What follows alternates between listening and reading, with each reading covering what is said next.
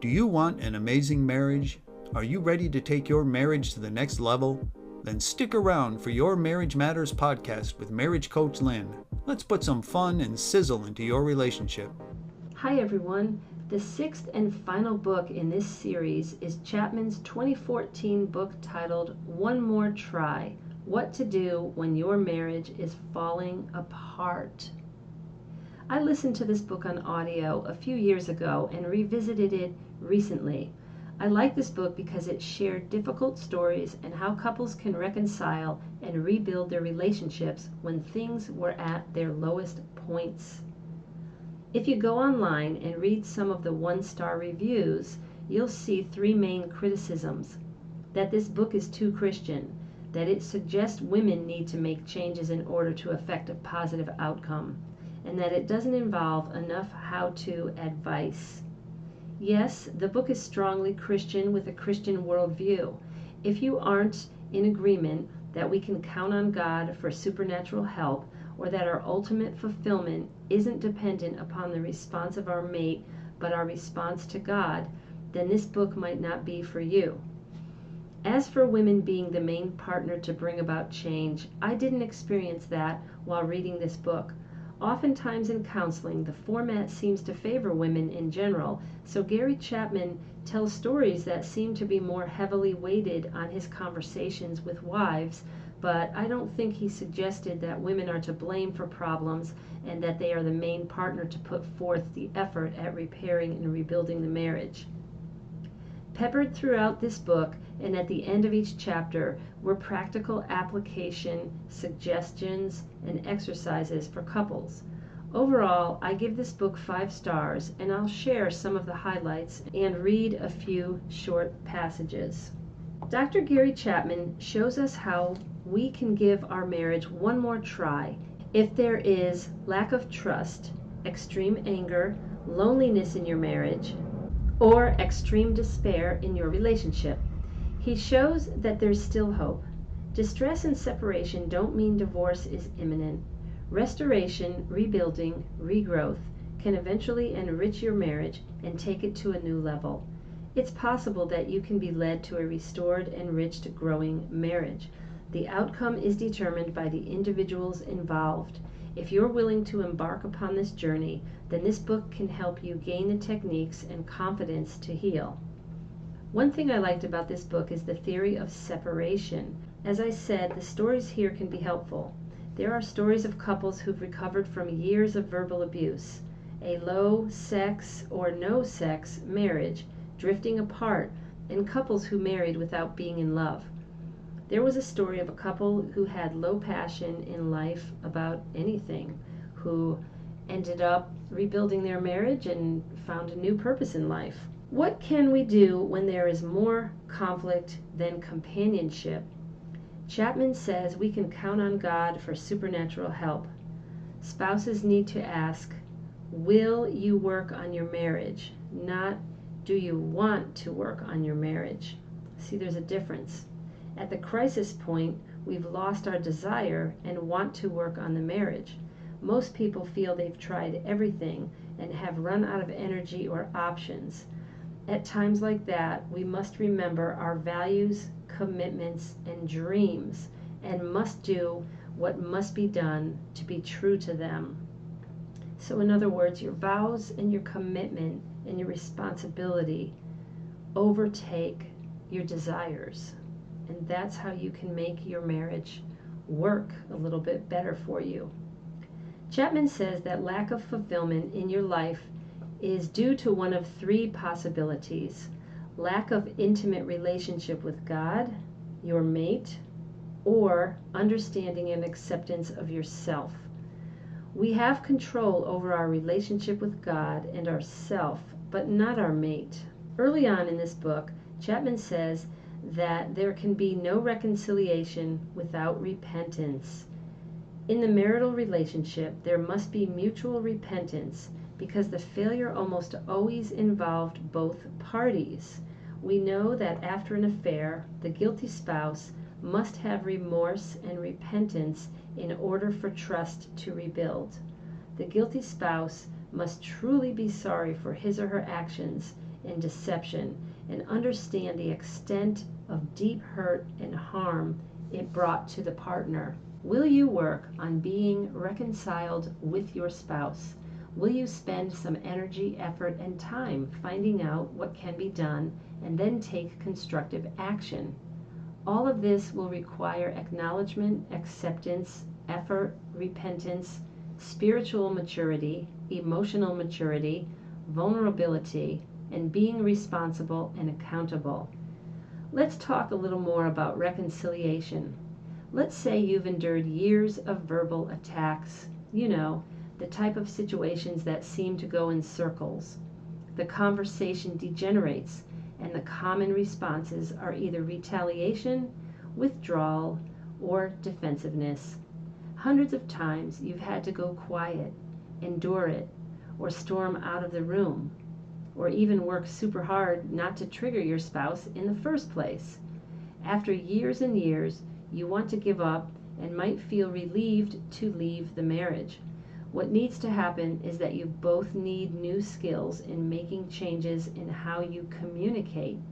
Be careful when you enter separation, because it would close off efforts at reconciliation. If you separate, you have to have a strategy on what exactly you're going to be doing while you separate. Are you separating just to get away? In some instances, and for a limited time, this can be helpful, but you need to look at the long term.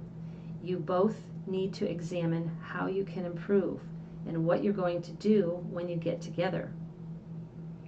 I know someone whose marriage was hanging by threads, and during their 6-month separation, they had weekly date nights. They didn't just avoid each other, they were trying to make improvements on their own and would meet up to put into practice new ways of communicating and new ways of treating each other. I'd like to share one of my former bad habits of communicating with my husband that brought him down. I didn't realize it, but we finally figured out what was going on, especially since one of his love languages is words of affirmation.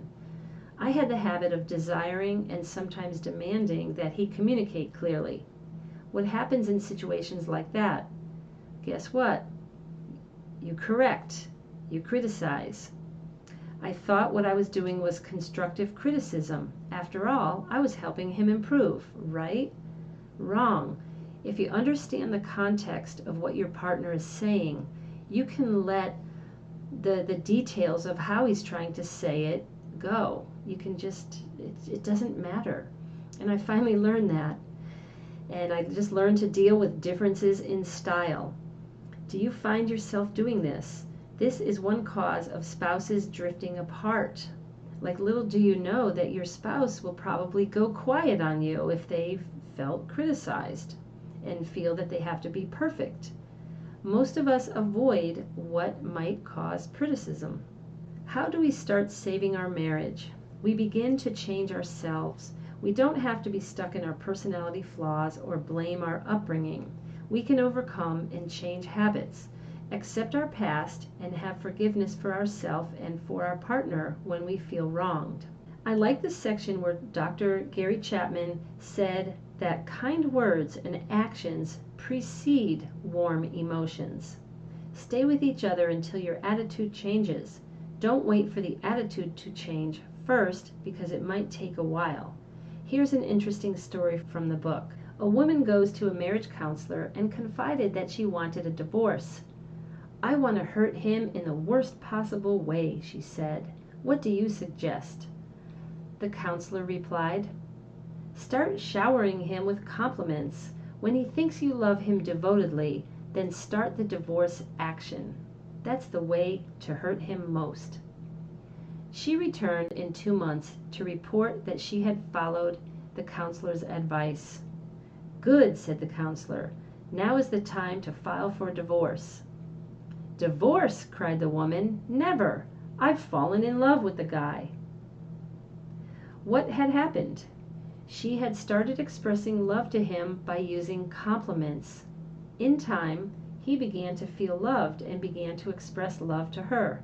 Yes, warm emotions can be reborn, but kind words and acts must precede warm emotions. Many couples feel that a trial separation will help them get their feelings straightened out. They want to separate and have no contact to see if time apart will cause the warm feelings to return. Such a process is futile. Attitude and action must precede positive emotions. Distance alone will not turn the emotions around. Chapter 6 of One More Try was about tough love and the importance of setting boundaries, creating guidelines and expectations about unacceptable behavior. In marriage rebuilding, you are going not from what is unpleasant and unhappy, but from what has been unacceptable to what is going to be acceptable. Chapter 7 was on loneliness. Some of the most intense loneliness happens within marriage. Chapter 9 was about what to do when you're separated. The objective of separation is not simply to get back together, but for a rebirth, to get back together in a whole new way, a way in which your marriage is transformed. Don't feel bashful about getting solid help from professionals with proven track records. The conflicts, frustrations, misunderstandings, and unmet needs that led you to the crisis need to be examined and resolved. You need to show and receive appreciation from each other. You need to give each other the freedom to express and to truly listen to each other. Learn that you will have disagreements, and how will you handle things that you can't resolve or agree upon. Remember Dr. John Gottman? He says that up to 70% of disagreements will not be agreed upon. Many couples who haven't been married many years are still striving to have 100% agreement on most issues. Concentrate on your spouse's fulfillment. That is really the big secret that's not really such a secret. Concentrate on your spouse's fulfillment. Do what pleases your spouse. What makes your spouse happy? Can you do more of that? The last few chapters discuss what to do if it doesn't work out, and a chapter on facing the future. In the appendix of One More Try are resources for growing while separated, resources for coping with divorce, and online websites that can help. The research has been consistent for many years. Children of divorce who marry in adulthood have an exponential risk factor for getting divorced themselves. Sure, many people prove the stats wrong, but remember that the research also shows that the divorce doesn't result in a lifetime of happiness. You can check out Judith Wallerstein and also Michelle Weiner Davis's work. Davis has a YouTube channel with good videos and has had a successful career at helping people rebuild their marriages. Gary Chapman has written many other books on various relationship topics, and I wanted to cover a few of my favorites. I hope you enjoyed this 6-part series. As always, tell a friend about this podcast, subscribe, and leave your comments. I'll be doing an episode on what to do when your marriage is hanging by threads. We'll begin that series next week. Until then, make your marriage great.